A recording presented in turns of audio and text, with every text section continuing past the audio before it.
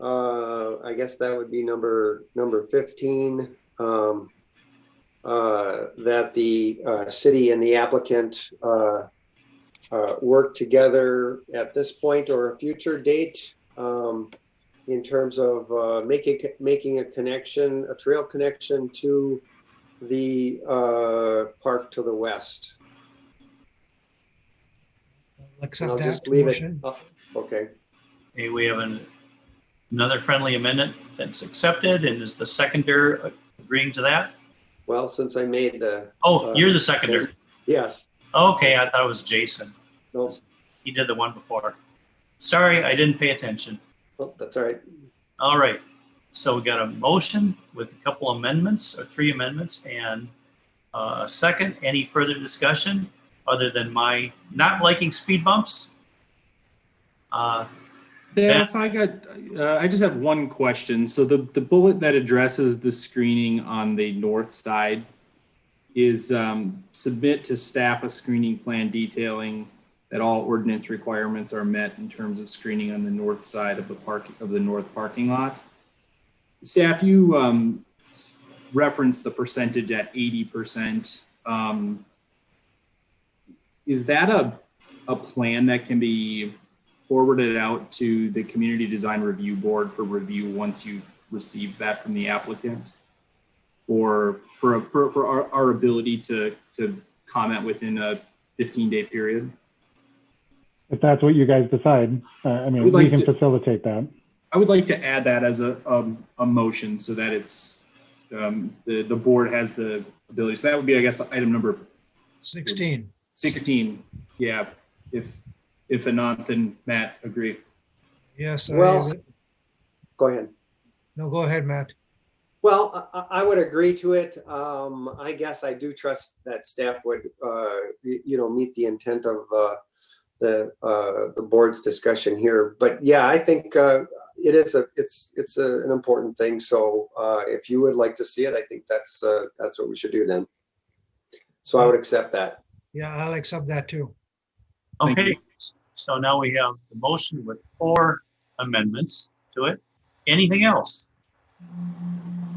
Let's get it done, okay? All those in favor signify by saying aye. Aye. Aye. Any nays? None. The motion passes. So applicant, I wish you well on your project. Good luck. And I'm hoping that the neighbors are going to be satisfied with how this thing goes. It seems like everyone's being pretty cooperative, and I want to thank the neighbors for their comments. Okay, then that one is done. So next on the agenda is unfinished business. Is there anything? Nope. Visitor presentations. I guess we don't. Not really. Board presentations. Anything? Nothing for me. Staff is gone already. So. Mr. Martin left, but I'm here if there are questions. But no, there are no staff presentations. Okay, yeah. Actually, I think Mike disappeared because he's got to take care of the planning commission, which is starting right now. So I'll entertain a motion for adjournment. I'll make the motion. I second that motion. All those in favor? Aye. Aye. Unanimous. We're done. Thank you, everyone. I have a question for the city. With all the plans that's come to my house, will the city be receptive to taking them back, or is there any COVID issues that you're not taking these plans back? We don't have a need for them, because the council gets their plans separately. So if you don't have a need for them, you can recycle them at your home. Okay. Thank you. Yep. I know in the past when we were at the city, Michael has taken the plans back. Oh, sure. Yeah. Yeah, but city council is not going to deal with this. We are the final word on this. So they don't need it. Okay. Yep. Feel free to recycle them. All right. Till next time. Bye. Thanks, everyone. All right. Okay. Bye.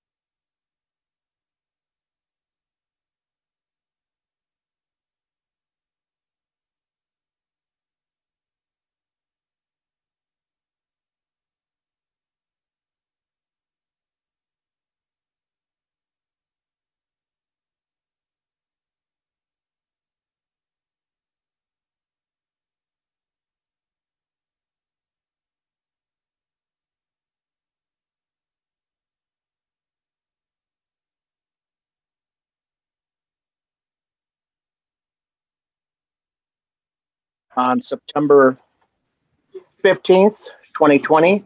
Roll call. Fred Tushar John. Desai.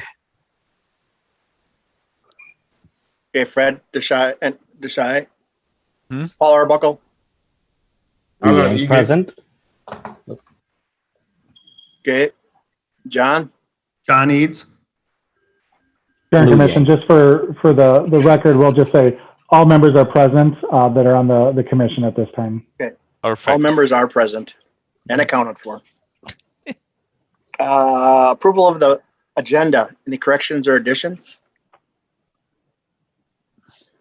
Chair and Commission, staff does not have any amendments to the agenda as presented. Need approval? Move to approve it as presented. Been a motion by Deshar, Second. second by Lou. All those in favor? Aye. Hearing all ayes, passed. Approval of the minutes. Any corrections or additions?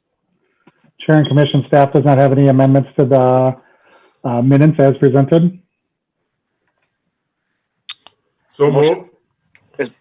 There's been a motion by Alan, second by Fred. All those in favor? Aye. All right.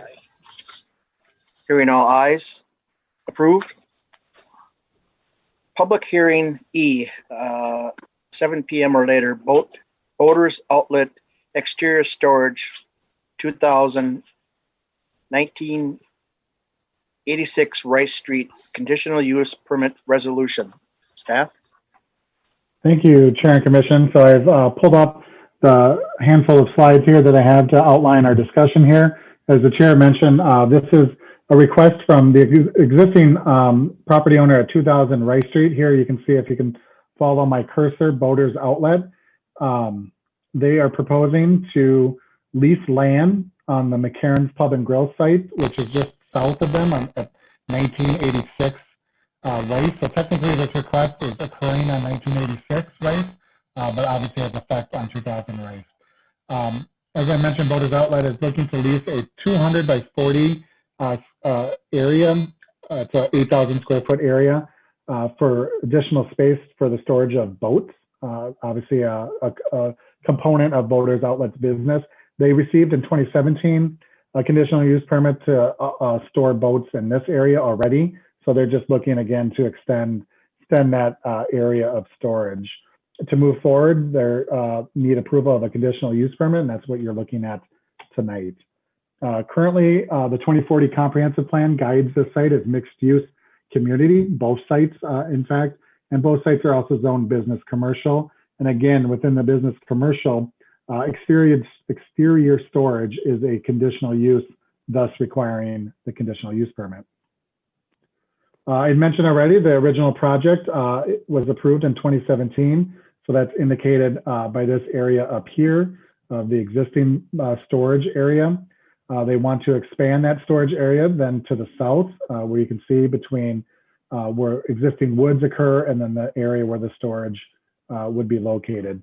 The new storage area would be surrounded by an 8-foot high white vinyl screening fence on the west side.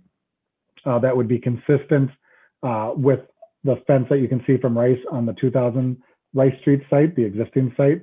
And then an 8-foot high chain link security fence will be constructed around the south and east sides of the site. The city's engineering department and the watershed district for this site did review this proposal and is at a minimum requiring that the east side of the east half of the site be stabilized with rock aggregate due to the slight slope in the neighboring wetland. The said wetland is a manage A, which requires a 100-foot setback, and that wetland is primarily located on the vacant lot to the east of these sites. The lease storage area will be more than 159 feet, so there are no setback issues. Notifications were sent to properties within 500 feet of this property. Staff did not receive any comments back from that mailing. And so with the conditions approval found in your report tonight, staff is recommending approval of this project. Representative from the applicant should be on the call if you have any questions for them. Staff can also stand for questions. And Mr. Chair, I'll also remind you this is a public hearing. Now, what about the parking for the lots there, I can't think, those little farm lots, you know, the gardens, the little gardens, because that was the part of their parking agreement was there. Sure. So this, Mr. Chair and Commission, this is going to be in an area that will not affect the existing parking lot of McCarran's itself. And so we don't see any additional adverse effect of where the parking area for the gardens would be. But that's at the behest of the owner of McCarran's Pub and Grill of how they are intending to utilize their property.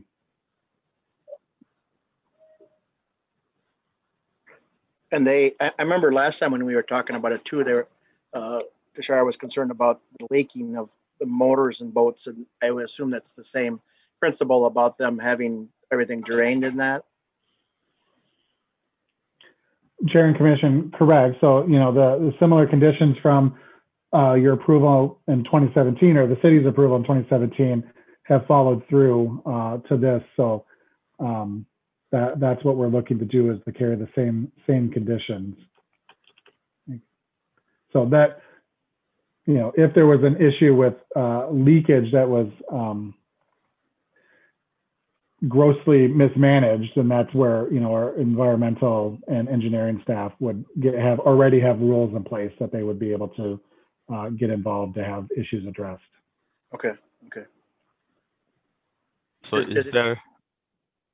is there going to be adequate lighting for that area for security purposes, or that's not part of this plan? Because I didn't see anything. It said no additional lighting. Yeah. Correct. Yeah, Chair and Commission, the city does not have that requirement, and the applicant is not proposing to add any. Okay. Yeah, I think it's in there. They're going to provide additional lighting for their security. I think I read something like that. They weren't. They were going to not add no They more were lighting. not. Right. Not. Okay. Anybody else have any questions? Nope. Because it's going to follow right through with what we agreed on prior. So I think that's Correct. Mm-hmm. Did anybody have any questions for the owner? Or? Do you want to open it up for the public hearing? Yeah, I think we can do that. Is there anyone that would like to speak on? So, Chair and Commission, we do have 3 phone numbers that are calling in right now for the public hearing. So I will walk through those last 4 of those digits and give them an opportunity to speak. So if you do want to speak on this item, please unmute yourself by pressing *6. But if your phone number ends in 6982, if you have anything you'd like to address with the commission, now is your time to do so. I am on the phone for the rezoning of 680 Viking Drive. Okay. Thank you. I have comments on that. Sure. The next number is 5733. If your phone number ends in those 4 digits and you'd like to speak on this item, you can unmute yourself and address the commission. Last call for phone number 5733. You can press *6 if you have any comments. Okay. And our last phone number, 2183. If you have any comments on this project, you can unmute yourself. Hello. Hello. Hello. Hello. Yep, we can hear you. Go ahead. Can you hear me? Can you hear me? Yes, we can hear you. Yes. All right. This is Glenn Kloskin, owner of Boaters Outlet. Did you have the new site? Did you have the new stuff that I left in the envelope yesterday that shows the compost logs, so no drainage goes into the wetland area, and it also shows what Fratellone is proposing to do, along with Forrest Kelly, who's a division manager from the Capital Watershed District. Do you have that information there? Chair and Commission, so just to get ahead of that, our engineering staff will have to review that, and so they have not done so in preparation of this meeting, but what as the staff report indicates, before any grading permits would be issued, it's those type of plans that would be reviewed and have to be approved by our engineering staff. Okay, well, we had this gentleman, Forrest Kelly, from Capital Watershed District, and he made some recommendations as to stabilize the ground in the last 80 feet. And Ducharme was out there, and he also mentioned that it needed some stabilization. So the plan was to put down a membrane that the water could soak through, and then 2 to 3 inches of crushed rock, not class 5, because the water can run off a class 5, but crushed rock, so it would be stabilized. And then on the extreme east end, wrapping around towards the gardens, there would be compost logs to make sure nothing ran over that area. So, may I ask you a question? Pardon me? Yeah, what is the area you are trying to stabilize? I'm sorry, I didn't understand. What is the area that you are trying to stabilize? How big? The last 80 feet of that 200 towards the east. Towards the wetland area. Yeah, but my understanding is that we have about 159. What is it? 159 instead of 100 feet that is required by code. Yeah, we wouldn't disturb anything there. We are 159 feet, which is 59 feet more than necessary from the wetland delineation line. Mm-hmm. And it was recommended by Forrest Kelly, this division manager, Capital Watershed District, that just to be on the safe side, that we would, on the far east side of that, of the land that we're proposing, that we'd lay some compost logs in there just by chance that there could be no runoff into the wetland areas or the garden area. Okay. Got you. So, Chair and Commission, I think what this indicates, and you can see it in real time, is the applicant working hand in hand with engineering staff and the watershed to already work on the requirements that the city has laid out. Glenn, you won't be cutting any trees or anything, right? All the trees are staying? All the trees are staying. Okay. What further questions? Nope, no questions. Lou? John? No. All good? Thanks, Glenn. Thank you. Appreciate it. You're welcome. Is there Go ahead. Is there anyone else that would like to speak? Is that the last number then, Mike? Okay. Yep, we're good. Okay. So this is our last chance to call in if you need any comments. Okay, closing the public hearing then. We need a motion on this then? I'll make a motion to approve the attached resolution for a conditional use permit to allow the exterior storage of boats at 1986 Rice Street for the benefit of Boaters Outlet at 2000 Rice Street. It's been a motion by Deshard, second by Fred. All those in favor? Aye. Aye. Hearing all ayes, passed. This is just a recommendation by us. This will go before the city council on Tentatively September 28th. September 28th. Okay, thank you. Thanks, Glenn. Thank you. We are on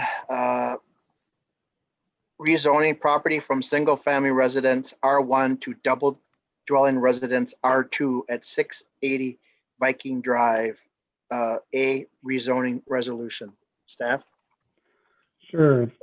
Thank you, Chair and Commission. Pulling up, again, the handful of slides to walk through a discussion here. As the Chair mentioned, we're looking at 680 Viking Drive, which is indicated by the red rectangle here on the right-hand side of the screen.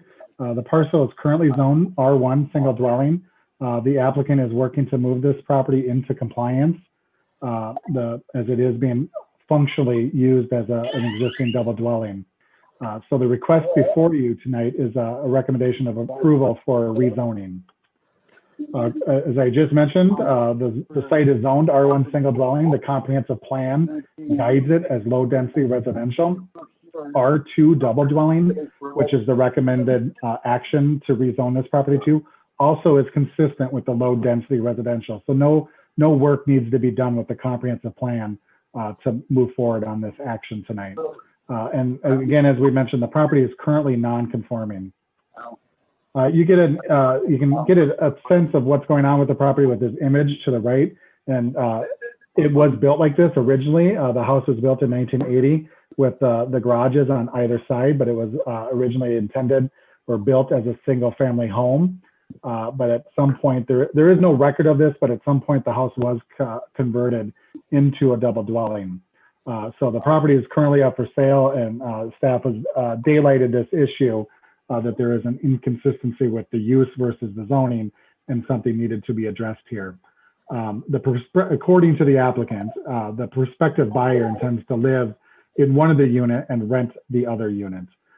Even if both units end up being rented, one or two here, the city does now have a rental licensing program. So any rental units would be subject to meeting those requirements. And that does entail the city going out and inspecting the interior of the building. So that was one of staff's initial concerns if this was converted without permits at such a time several years ago.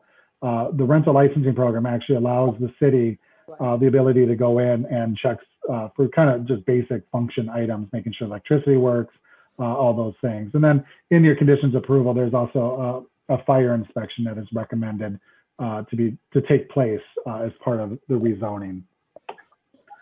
Notifications were sent to properties within 500 feet of this subject property. We did receive 5 comments that were detailed in your staff report.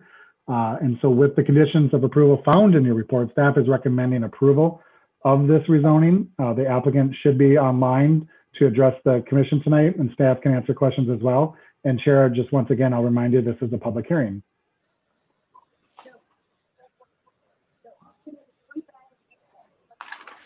I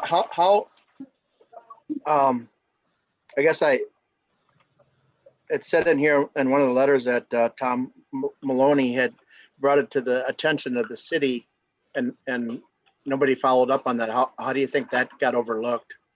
Chair and Commission, in looking at the records when this application was made in the middle 2000s, there had been some follow-up or actions with the code enforcement. Obviously, didn't get thought through, or it occurred again. I can't speak to specifically why several years ago it was never buttoned up, essentially. But yeah, you're right. It was brought to the city's attention, and there is documentation that code enforcement did work on it at one time, but it was not resolved, or that's what brings us here to tonight's meeting. Okay. Can I speak, please? No, not yet. Good. I'm Tom Mooney, the last name there. Yep, the public, Tom, the public hearing is not open yet, and so when the chair calls on you, you'll have your the opportunity to address the commission. Now, is there any code things that talk about having to have private entrance, anything that it sounds like it's a one-door entrance, the double garage, but one-door entrance in, up and down? Sure, Chair and Commission, I would have you direct that question to the applicant on how that functions, but in the city code, there is nothing specified for how that needs to occur. Okay. Now, the zoning of this is only effective. This is only effective for this property address. It has nothing to do with adjoining properties or rezoning any areas other than this one address. Chair and Commission, that's correct. It does not affect any of the neighboring parcels. Has this typically been done in the past where we've done just one address? Yeah, Chair and Commission, especially the R2, you can kind of go throughout Maplewood, and yeah, there are instances of double dwellings, for a lack of a better term, sometimes sprinkled throughout a residential neighborhood. Okay. Does anybody else have any questions? Well, I just like to know what is the response. I know you sent some letters, notification out to the neighboring, people over there, but I think we're going to be hearing about that later on, how it will affect the area over there or the neighboring houses, How Chair and Commission, how rezoning will affect it? Yeah. Well, I mean, one way to look at it is that it's been multiple years, several years, that it has functioned in such a way, to the point, and I know this was mentioned in the staff report, that when our Public Works Department had to assess properties along this area for a public improvement project, they assessed it as 2 units. Mm-hmm. So effectively, it has been treated as a double dwelling. Now, I know some of the concerns that were outlined in the staff report, there are definitely concerns that are beyond, I think, just what the structure is used for. It's those kind of concerns could happen just as easily in a single family home too. But obviously the compliance issue is one that got away from the city, and that's where the applicant is looking to bring that into compliance tonight.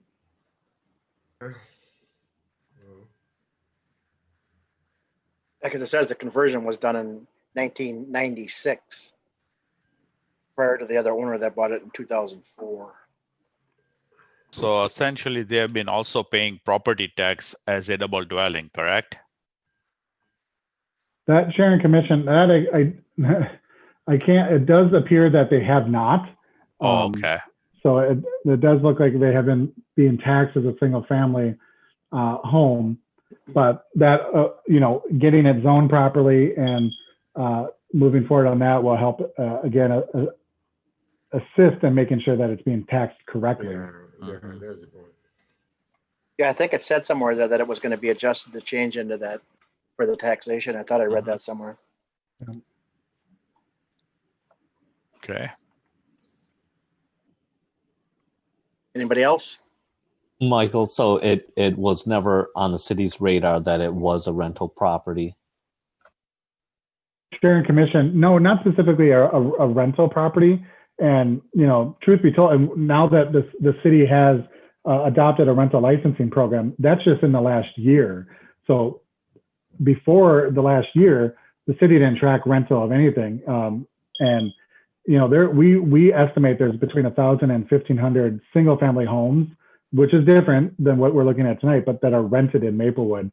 But we don't have a great tracking system yet, but we're building it now. And as we implement our licensing system, we'll, ask me a year from now, we'll have a better handle on that. But yeah, over the course of time, we were not tracking whether certain units were rented or not. Mm.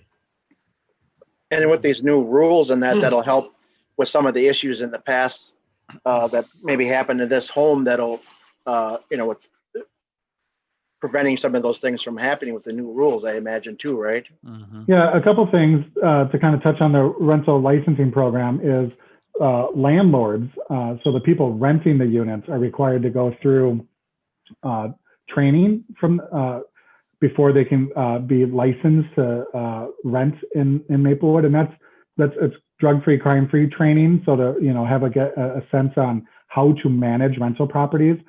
They also will be required to learn more about their tenants. Now, there is no city requirement on if certain conditions are met, you can't rent to them.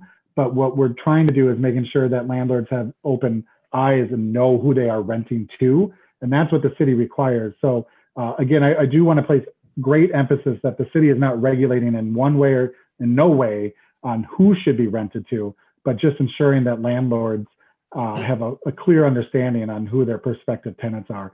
So I think just that alone, if this property continues obviously to be rented for one unit, but if both units ever were to be rented, that there's a lot more upfront work that a landlord needs to do now to rent in Maplewood. So it's better control over it so that we don't have riffraff coming in really in a way. I mean, not you can control who rents, but you have better control over the landlords, right? I mean, that's so that they understand that better, right? Chair and Commission, the emphasis is in making sure that the landlords know who they're renting to. Right. And they make their rental decisions after that. Right.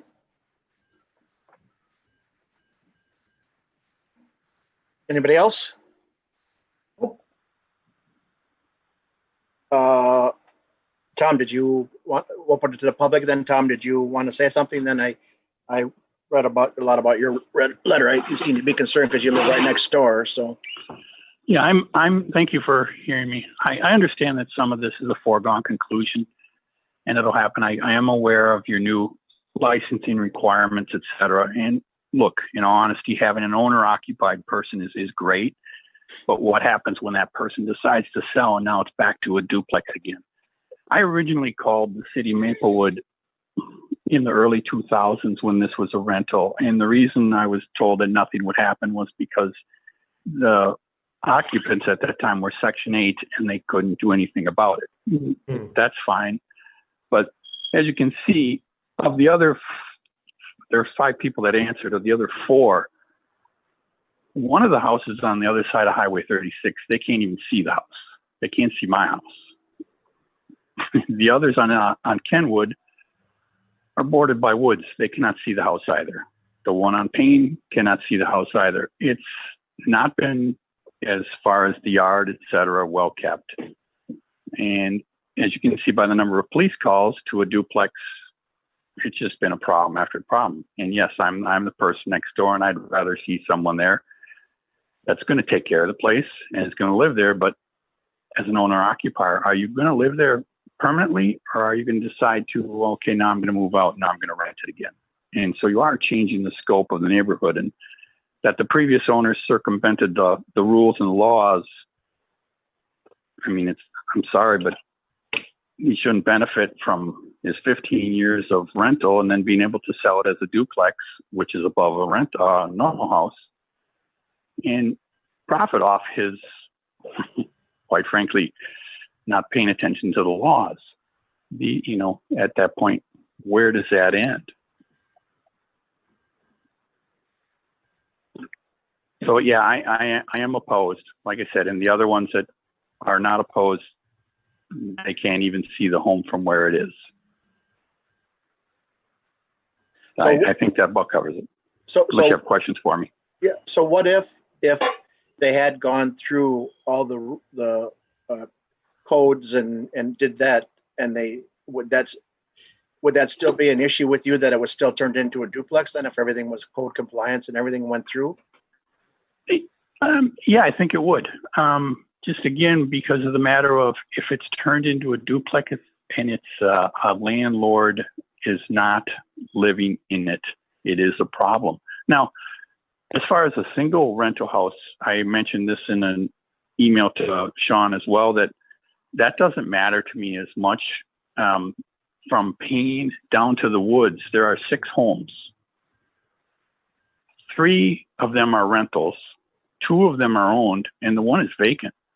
And the rentals are maintained. They have stable tenants in them. There's nothing wrong with that.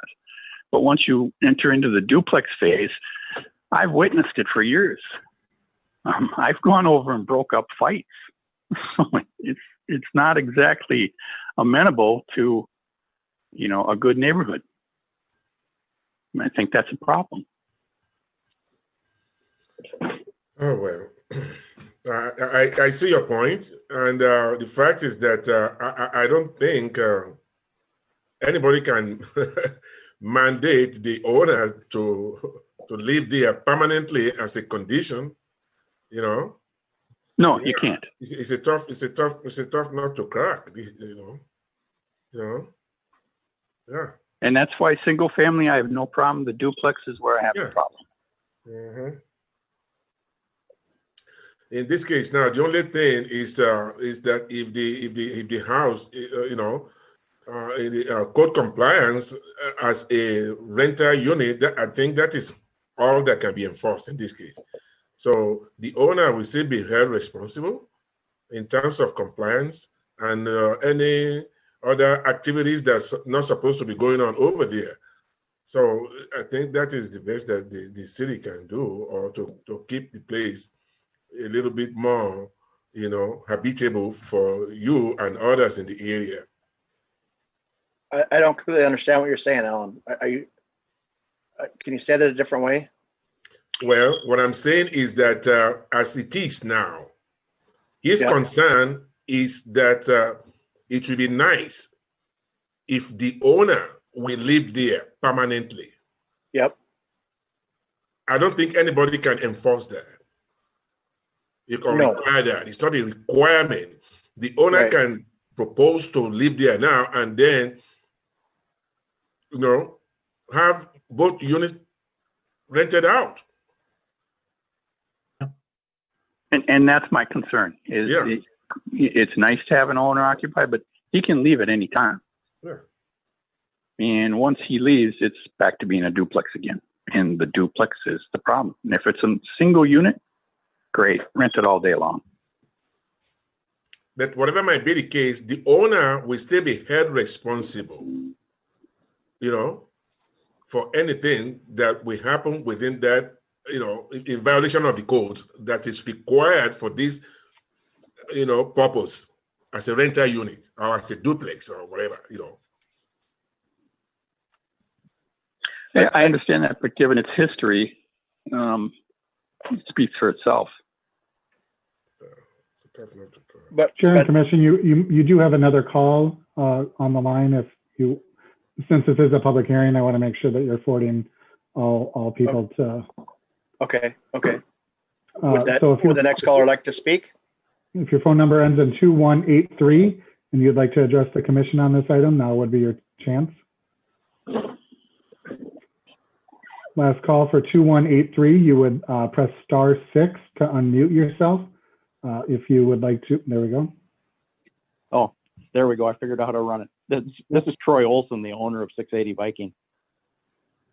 So just a couple things about Mr. Mooney's comments. My last tenant actually rented both units there simultaneously. So it was essentially a single family, but prior to that, it was a duplex. How you have the front access? How does it divide it into two units? Is it another door that goes downstairs or a door that goes upstairs once you go into the front, or how does that divide it? Yes, there's a common door in the front, and then there's another door at each unit, the lower one and the upper one. Now you're selling the property, right? You're not going to be, or are you buying the property? No, I'm selling. Okay. So this did come up. This did come up many years ago, and I went into the city at that time. But Maplewood was going through some difficulties with its city government at the time, and I don't know if the person I was dealing with ended up leaving, but that's what I recall. So is the buyer going to be the new buyer that's going to stay in the house, half of the house, and rent the other half? Yes, that's what I've been told.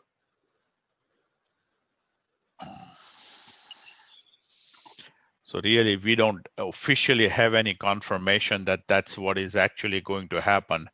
It could be that it could be rented to two renters in that building, and we have no way of knowing or doing anything about it. But as Alan mentioned, this is something that all we can do is look at the codes. We really can't decide who rents or doesn't rent. Does this have I would any? agree with that.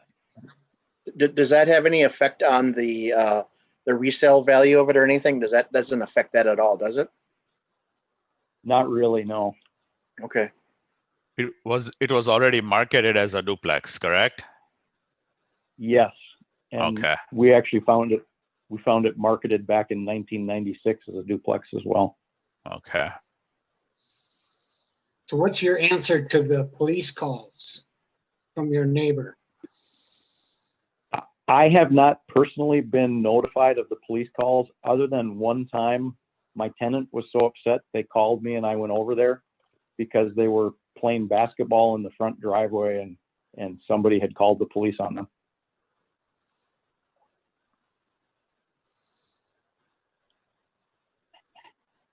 Okay. Yeah, I guess I'm kind Well, of, I can state on all the calls, I never called the police once. They just always showed up. Interesting. Michael, maybe a question for you with the new rental housing licensing and things like that. Is it an annual renewal or is it a couple years? Yep, Chair and Commission. So the license itself is issued annually, and then inspections can be annually, or if it's a good performing property, then it can be extended out to every 3 years. So it really depends on each individual property.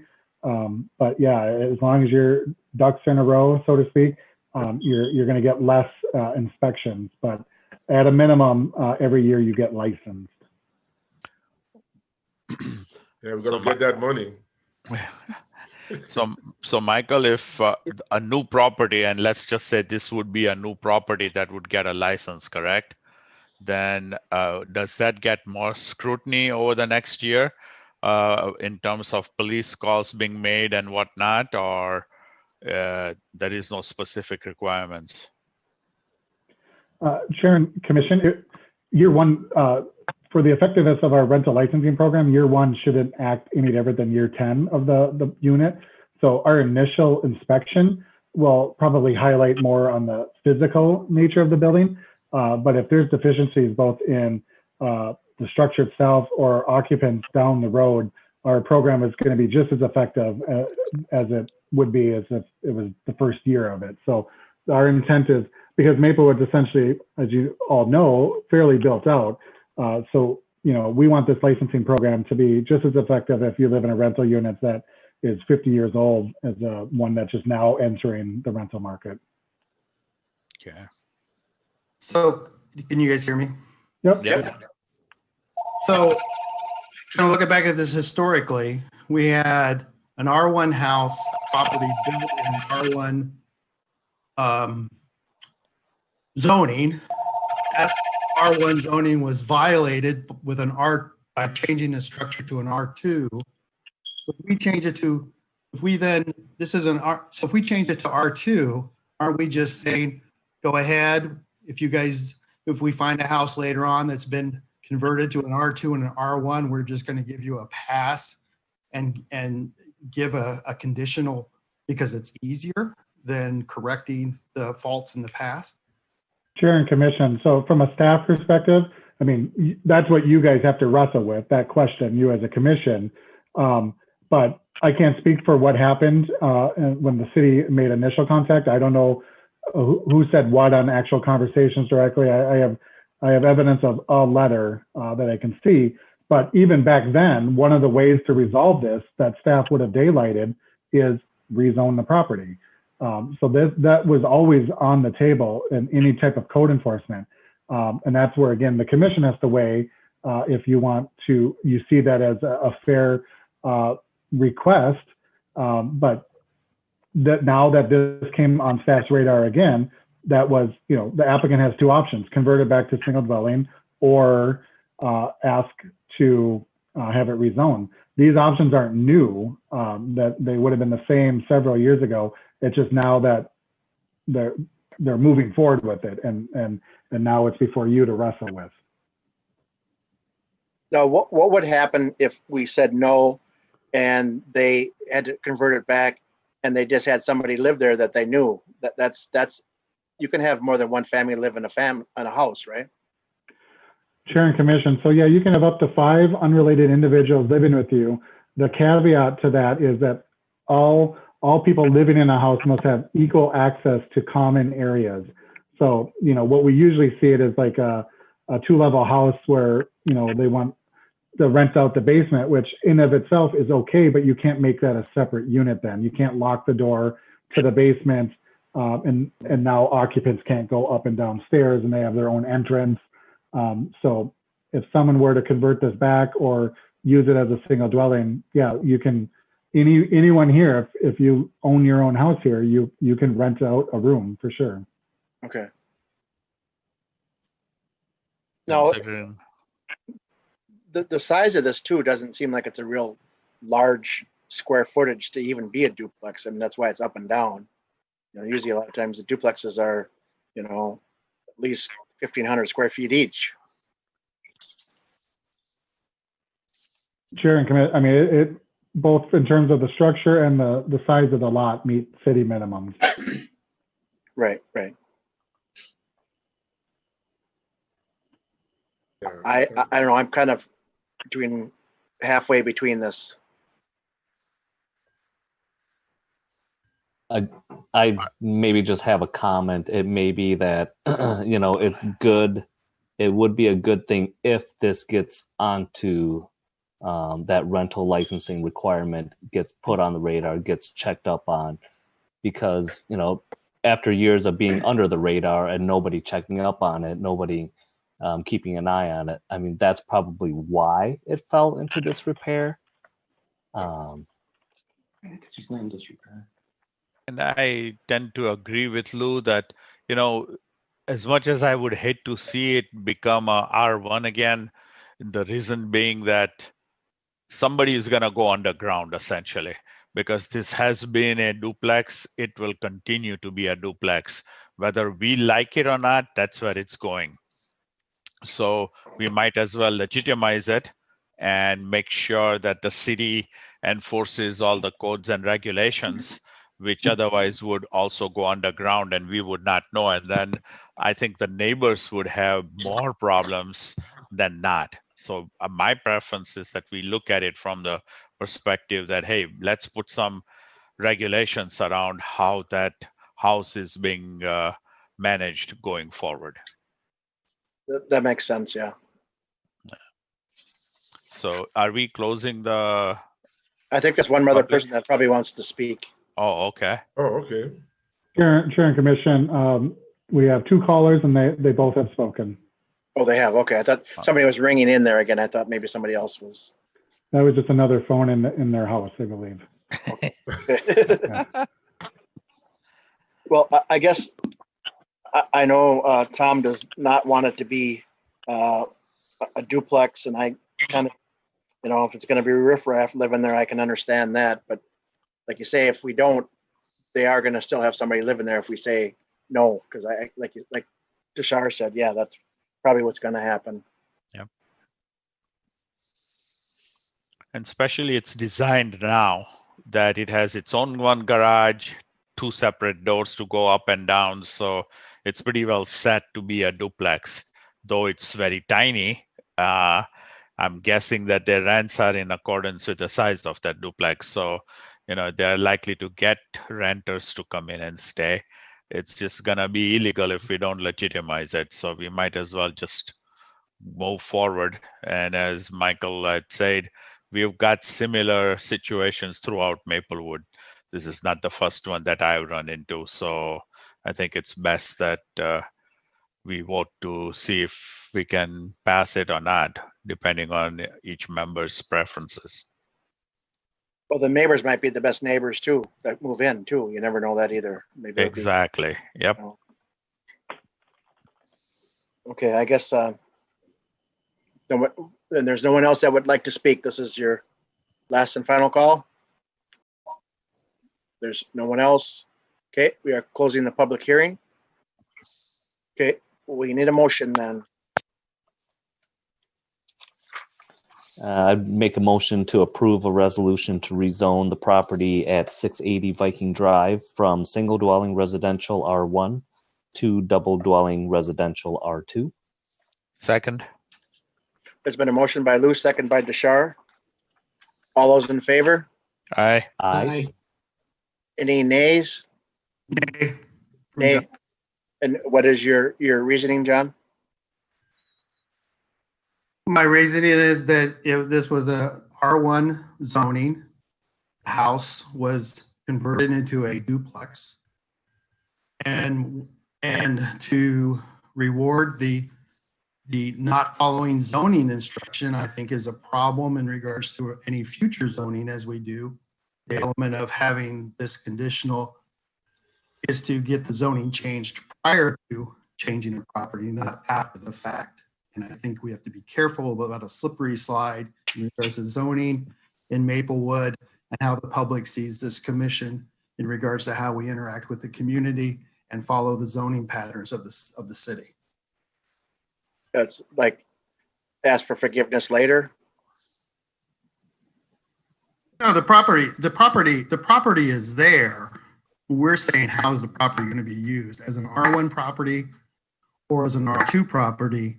And it's in a zone, it's zoned right now, it's R1. It should be an R1 house because that's where it physically is. Right. True. It makes sense. Yeah.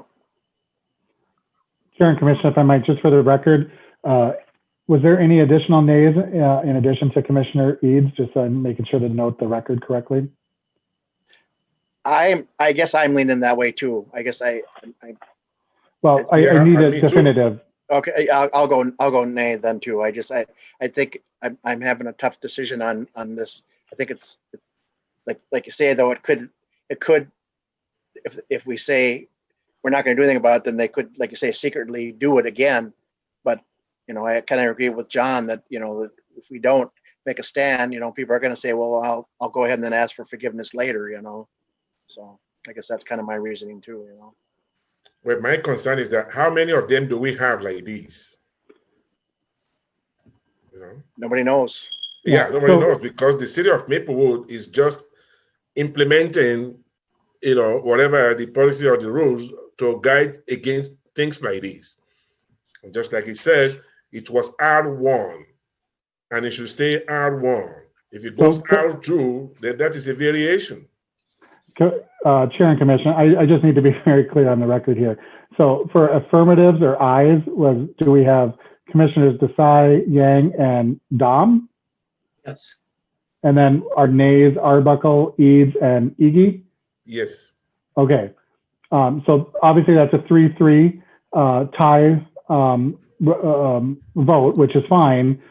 Essentially what occurs then is that you have forwarded no recommendation to the city council, and the minutes will be reflective as will the staff report.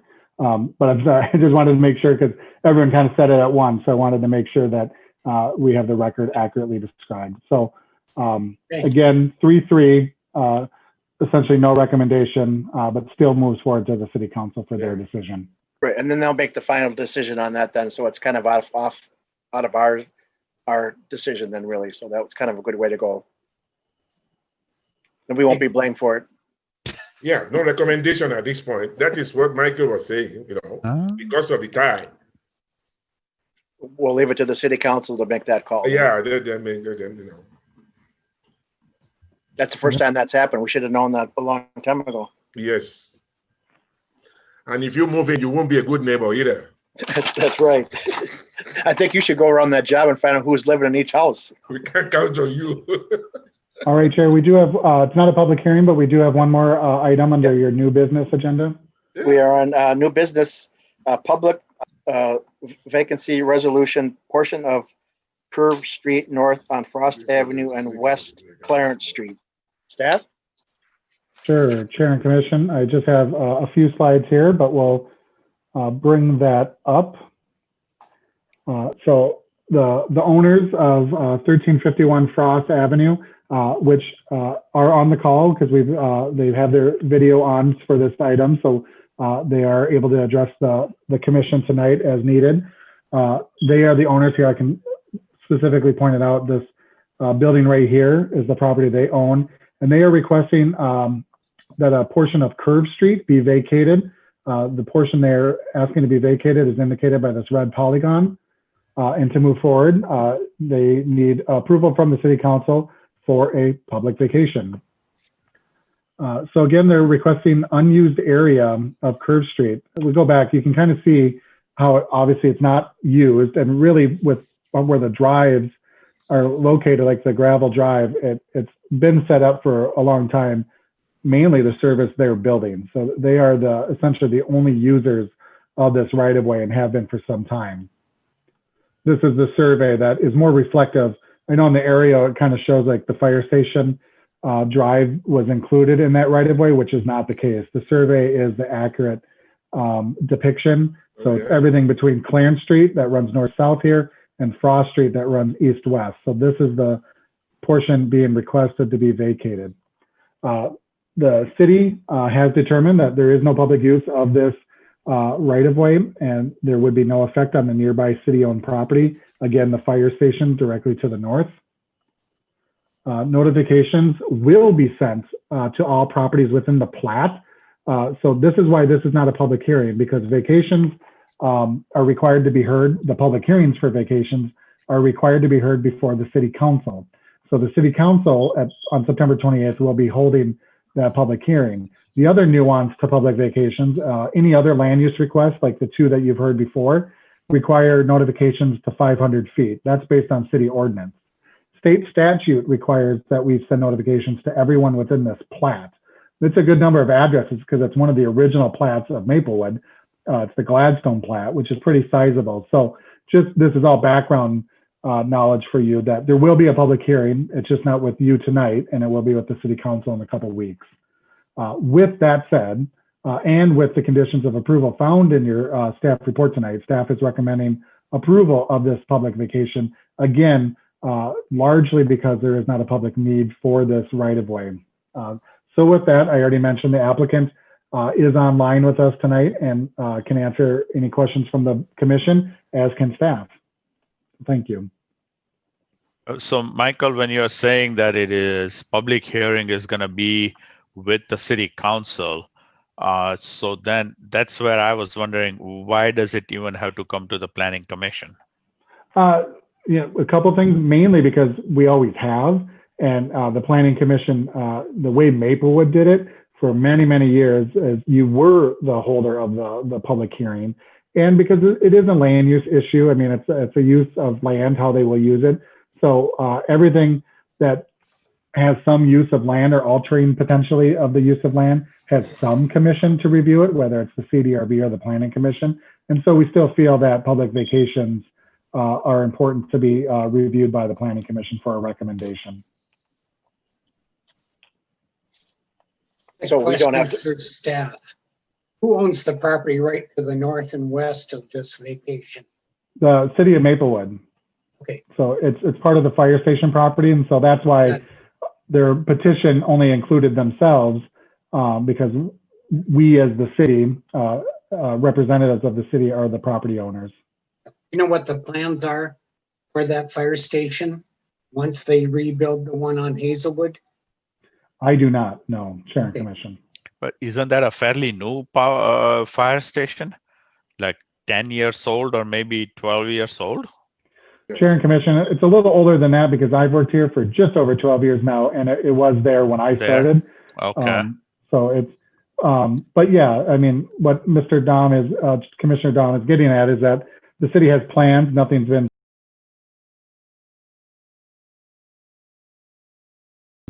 in a different part of the city that could potentially have effects on this one. But again, that's a good question, but not germane to the applicant's request.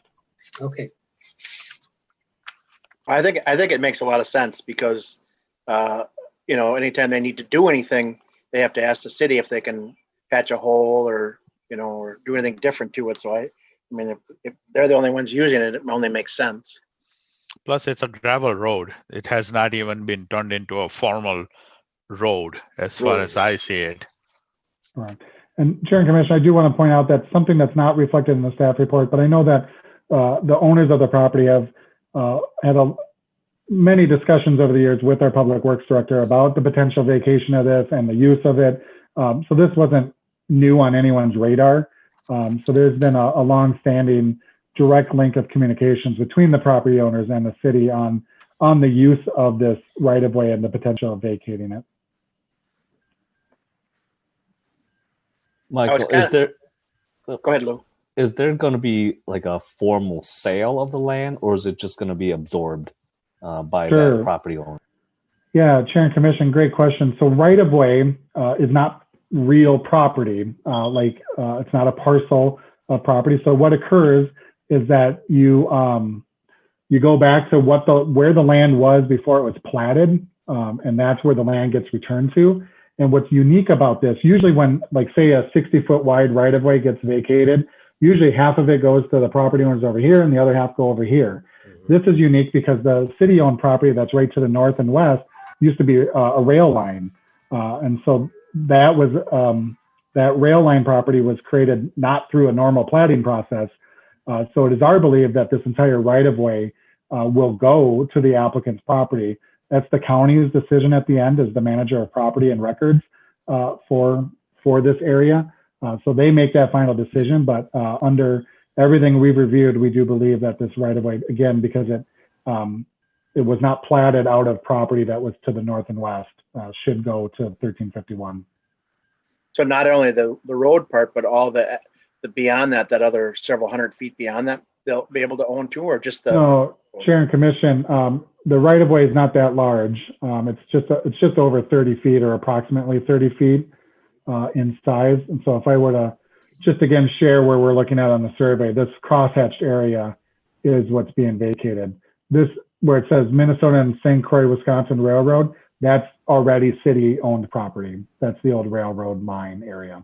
So they won't get any of that then, just the area. Crosshatch. Okay. And you can see this is the drive off Frost to the fire station right here. This is the other drive to the fire station off Clarence. Those are not being affected with this, or would not be. Yeah. Okay. Mike and Betty, did you want to interject anything? Like free donuts or anything like that? Or? Yeah, we can always do that. So. Yeah, there's more than a bakery there, you know. Yes. Yeah. Did you guys want to interject anything or? No. No, just you pretty much covered it. Okay. Well, we're for it, I think. So good. We don't have to do anything, Mike, or? No, Chair and Commission, we would like you to make a motion and a recommendation to the City Council. Okay. Well, I'll make a motion that we go forward with this. I don't know what the resolution is or anything, but yeah. I'll second it. There's been motion by me and second by Fred. All those in favor? Aye. Aye. Any nays? Hearing no ayes. This is approved by us and go before the City Council on September 28th, Chair and Commission. Okay. Thanks, Mike and Betty. Thank you.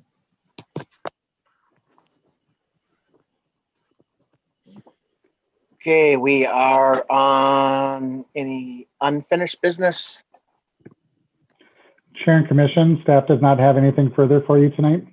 Visitors presentation, commissioners presentation, staff presentations. All good on those? Correct. Okay.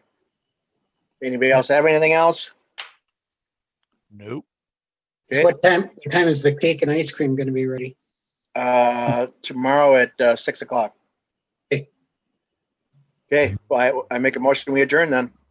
All right. Second. Thanks, guys. Okay. Thanks, guys. Thanks, everyone. Thank you. Everyone. I like Mike. I like your. We can hear you really well tonight too. So the city was gracious enough to upgrade my laptop, and so we're roaring and ready to go now. All right. Well, we have told the Planning Commission chair to have done that some couple of months ago. Yes, it was hard to hear. Trust me, is Jeff still on the line? I've been telling people for months about my plight, and so I finally felt heard. So we're good. Okay, Yeah, good. Can you give that computer to Alan? Can you give that computer to Alan? No.